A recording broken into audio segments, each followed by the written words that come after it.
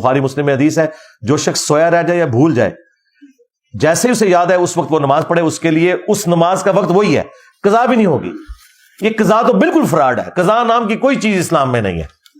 ہاں، کوئی شخص بھول جائے یا سویا رہ جائے، جیسے ہی یاد آئے وہ نماز پڑھ لے، اس کے لیے اس نماز کا ٹائم وہی ہے۔ پھر نبی علیہ السلام نے آیت تلاوت کی، وَأَقِمِ الصَّلَاةَ لِذِكْرِي، اور میری یاد کے لیے نماز کو قائم رکھنا۔ یہ حدیث بخاری میں بھی ہے اور مسلم میں بھی، اور مسلم میں پورا واقعہ ہے کہ کس موقع پہ نبی علیہ السلام نے فرمایا تھا۔ جب ایک سفر کے دوران آپ صلی اللہ علیہ وآلہ وسلم نے صحابہ کے مشورے سے حضرت بلال کی ڈیوٹی لگائی کہ وہ فجر کے وقت جگائیں گے۔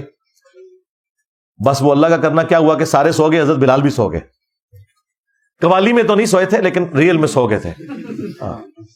قوالی میں بھی وہ کہتے ہیں سوئے تھے لیکن سورج طلوع نہیں ہوا، لیکن قوالی کے بغیر مسلم شریف میں یہ کہ سورج نکل آیا، اور نبی علیہ السلام سب سے پہلے اٹھے، اور پھر آپ نے صحابہ کرام کو کہا کہ فوراً سے پہلے یہ جگہ چھوڑو، یہاں پہ شیطان کا غلبہ ہے۔ پھر دوسری جگہ پہ پہنچے، نبی علیہ السلام نے اذان دلوا کے جماعت سے، سورج اتنا بلند تھا، فجر کی نماز پڑھی، اور نماز پڑھنے کے بعد آپ نے فرمایا کہ اگر کوئی شخص بھول جائے یا سویا رہ جائے تو جیسے ہی اسے یاد آئے وہ اسی وقت نماز پڑھ لے، اس کے لیے اس نماز کا وقت وہی ہے۔ اور پھر آپ نے کہا وَأَقِمِ الصَّلَاةَ لِذِكْرِي، اور میری یاد کے لیے نماز کو قائم رکھنا، جو موسیٰ علیہ السلام کو اللہ تعالیٰ نے وہی فرمائی تھی۔ یہ آپ نے آیت تلاوت کی، لیکن اس کا مطلب یہ نہیں ہے کہ آپ نے روزانہ کی روٹین بنانی ہے کہ سورج اتنا بلند ہو تو آپ نے فجر پڑھنی ہے۔ یہ کبھی کبھار ایسا ہو جائے تو، ورنہ آپ الارم لگا کے اٹھے، کبھی کبھار ہو جائے تو کوئی پریشانی والی بات نہیں ہے۔